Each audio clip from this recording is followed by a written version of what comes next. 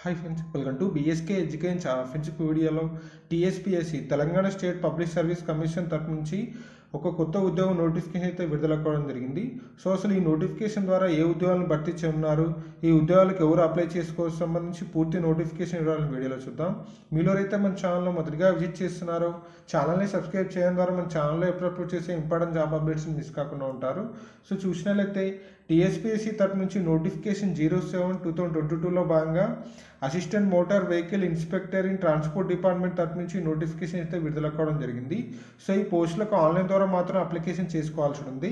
ఈ వీడియో కింద నా డిస్క్రిప్షన్ బాక్స్లో ఆప్షన్ ప్రొవైడ్ చేస్తాం. అభ్యర్థులకు నుంచి ఆన్లైన్లో అప్లై చేసుకోవచ్చు. మరి నోటిఫికేషన్ యొక్క పీడిఎఫ్ డౌన్లోడ్ చేసుకొని పూర్తి నోటిఫికేషన్ వివరాలను తెలుసుకోవచ్చు. ఈ పోస్టులకు ఆన్లైన్లో అప్లికేషన్ చేసుకోవడానికి ఆగస్టు 5 నుంచి సెప్టెంబర్ 5 వరకు అవకాశాన్ని కల్పించారు. మరి అప్లికేషన్ చేసుకున్న క్యాండిడేట్ సంబంధించి హాల్ టికెట్స్ వచ్చేసి ఎగ్జామినేషన్ డేట్కు 7 days ముందు మీకు హాల్ టికెట్స్ అయితే ప్రొవైడ్ చేయడం జరుగుతుంది. వేకెన్సీస్లో భాగంగా చూసినట్లయితే నేమ్ ఆఫ్ ది పోస్ట్ వచ్చేసి అసిస్టెంట్ మోటార్ వెహికల్ ఇన్స్పెక్టర్స్. ఇది మల్టీ జోనల్ పోస్ట్గా చెప్పుకోవచ్చు. టోటల్గా 113 వేకెన్సీస్ ఉన్నాయి. మల్టీ జోనల్ 1లో 54, మల్టీ జోన్ 2లో 59 వేకెన్సీస్ ఉన్నాయి. ఏజ్ లిమిట్ వచ్చేసి 21 years నుంచి 39 years లోపు ఉన్న క్యాండిడేట్స్ అప్లై చేసుకోవచ్చు. శాలరీ పే స్కేల్ వచ్చేసి 45,960 రూపీస్ నుంచి 1,24,150 రూపీస్ వరకు శాలరీ పే స్కేల్ అయితే ప్రొవైడ్ చేయడం జరుగుతుంది. సో ఒకసారి ఈ పోస్టులకు సంబంధించి ఎడ్యుకేషనల్ క్వాలిఫికేషన్లో భాగంగా చూసినట్లయితే ఈ పోస్టులకు అప్లై చేయాలనుకున్న క్యాండిడేట్ సంబంధించి డిగ్రీ ఇన్ మెకానికల్ ఇంజనీరింగ్ లేదా ఆటోమొబైల్ ఇంజనీరింగ్ సంబంధించి బీటెక్ క్వాలిఫికేషన్ ఉన్న క్యాండిడేట్స్ అప్లై చేసుకోవచ్చు. లేదా డిప్లొమా ఇన్ ఆటోమొబైల్ ఇంజనీరింగ్ సంబంధించి క్వాలిఫికేషన్ ఉన్న క్యాండిడేట్స్ కూడా అప్లై చేసుకొని ఎలిజిబుల్ అవుతారు. ఈ క్వాలిఫికేషన్తో పాటు ఎక్స్ట్రా డ్రైవింగ్ లైసెన్స్ సంబంధించి heavy motor vehicle driving licence అయితే ఉండాల్సి ఉంది. ట్రాన్స్పోర్ట్ లైసెన్స్లో భాగంగా కంపల్సరీ గ్రాడ్యుయేషన్ మెకానికల్ ఇంజనీరింగ్ లేదా ఆటోమొబైల్ ఇంజనీరింగ్ లేదా డిప్లొమా ఇన్ ఆటోమొబైల్ ఇంజనీరింగ్ క్వాలిఫికేషన్తో పాటు driving licence in heavy motor vehicles సంబంధించి డ్రైవింగ్ లైసెన్స్ అయితే ఉండాల్సి ఉంది. మరియు ఫిజికల్ రిక్వైర్మెంట్లో భాగంగా చూసినట్లయితే మేల్ క్యాండిడేట్స్ అయితే 165 centimeters లోపు ఉన్న క్యాండిడేట్స్ నాట్ ఎలిజిబుల్గా చెప్పుకోవచ్చు. కంపల్సరీ 165 centimeters పైన హైట్ ఉండాల్సి ఉంది. చెస్ట్ వచ్చేసి 86.3 centimeters ఉండాల్సి ఉంది. గాలి పీల్చుకున్నప్పుడు 5 centimeters అయితే ఎక్స్పాండ్ కావాల్సి ఉంది. మరి అదే ఉమెన్ క్యాండిడేట్స్ అయితే కంపల్సరీ 157.5 centimeters హైట్ అయితే ఉండాల్సి ఉంది. వీరికి చెస్ట్ వచ్చేసి 82.30 ఉండాల్సి ఉంది. గాలి పీల్చుకున్నప్పుడు 5 centimeters అయితే ఎక్స్పాండ్ కావాల్సి ఉంది. సో ఇక్కడ SC/ST క్యాండిడేట్స్ కోసం 160 centimeters హైట్ ఉండాల్సి ఉంది. మరియు చెస్ట్ వచ్చేసి 83.80 సంబంధించి ఈ విధంగా చెస్ట్ అయితే ఎక్స్పాన్షన్ అయితే కావాల్సి ఉంది. కంపల్సరీ గాలి పీల్చుకున్నప్పుడు 5 centimeters అయితే ఎక్స్పాండ్ కావాలి. మరియు ఐసైట్ కూడా ప్రాపర్గా ఉండాల్సిందిగా ఇక్కడ క్లారిటీగా మెన్షన్ చేయడం జరిగింది. సో నెక్స్ట్ ఈ పోస్టులకు సంబంధించి ఏజ్ లిమిట్లో భాగంగా చూసినట్లయితే ఈ పోస్టులకు 21 years నుంచి 39 years లోపు ఉన్న క్యాండిడేట్స్ అప్లై చేసుకొని ఎలిజిబుల్ అవుతారు.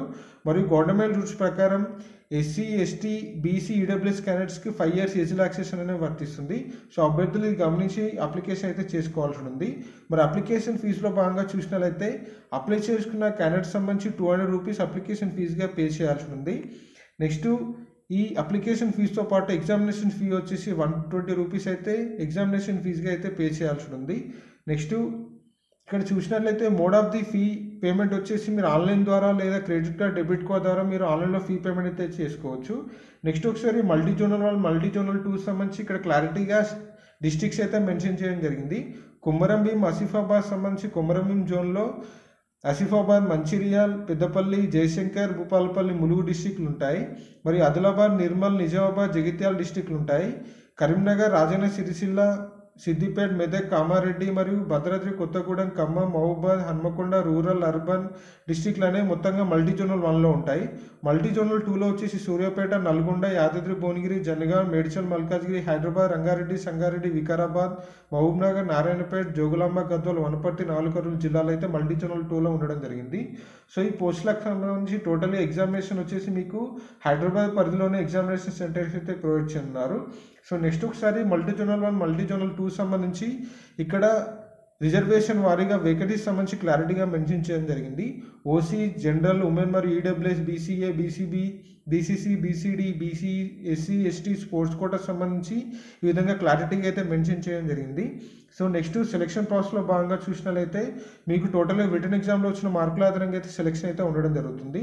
సో ఇక్కడ పేపర్ 1లో వచ్చేసి general studies and general ability సంబంధించి 150 క్వశ్చన్లు 150 నిమిషాలు 150 మార్కులకి ఎగ్జామినేషన్ కండక్ట్ చేశారు. నెక్స్ట్ పేపర్ 2 వచ్చేసి ఆటోమొబైల్ ఇంజనీరింగ్లో భాగంగా డిప్లొమా లెవెల్లో 150 క్వశ్చన్లు 150 నిమిషాల్లో టోటల్గా ఒక్క క్వశ్చన్కి 2 మార్కుల చొప్పున 300 మార్క్స్ కానీ ఈ విధంగా మెన్షన్ చేయడం జరిగింది. అనగా టెక్నికల్కి వచ్చేసి ఒక్క క్వశ్చన్కు 2 మార్క్స్ చొప్పున ఇవ్వడం జరుగుతుంది. ఇక్కడ నేమ్ ఆఫ్ ది పేపర్స్ వచ్చేసి general studies and general ability వచ్చేసి ఇంగ్లీష్ అండ్ తెలుగు లాంగ్వేజ్లో రావడం జరుగుతుంది. అదే ఆటోమొబైల్ ఇంజనీరింగ్ సంబంధించి పేపర్ 2 వచ్చేసి టోటల్గా ఇంగ్లీష్ లాంగ్వేజ్లో రావడం జరుగుతుంది.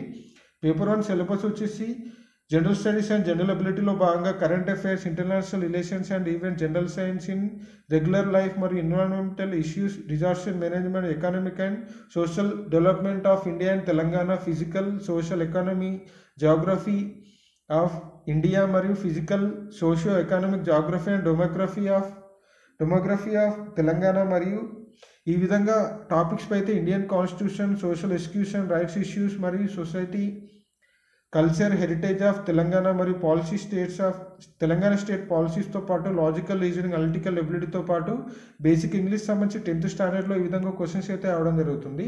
టోటల్గా పేపర్ 1లో ఈ విధంగా general studies and general ability సంబంధించి కామన్గా ఈ పేపర్ అయితే అన్ని ఎగ్జామినేషన్స్కి అయితే కండక్ట్ చేయడం జరుగుతుంది పేపర్ 1లో.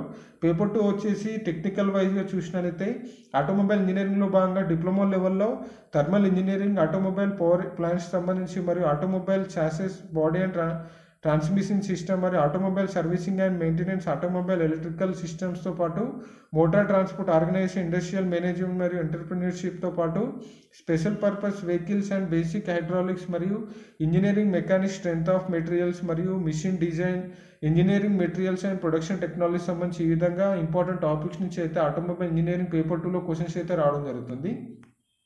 సో ఫ్రెండ్స్, ఇది టీఎస్పీఎస్సీ తరఫు నుంచి కొత్తగా వచ్చిన నోటిఫికేషన్ వివరాలు. మీకు ఏమైనా డౌట్ ఉంటే వీడియో కింద కామెంట్ చేయండి, ఇక్కడ రిప్లై పడుతుంది. మరికొన్ని ఇంపార్టెంట్ జాబ్ అప్డేట్స్ కోసం మన బీఎస్కే ఎడ్యుకేషన్ ఛానల్ ఫాలో కండి. Friends, thank you for watching.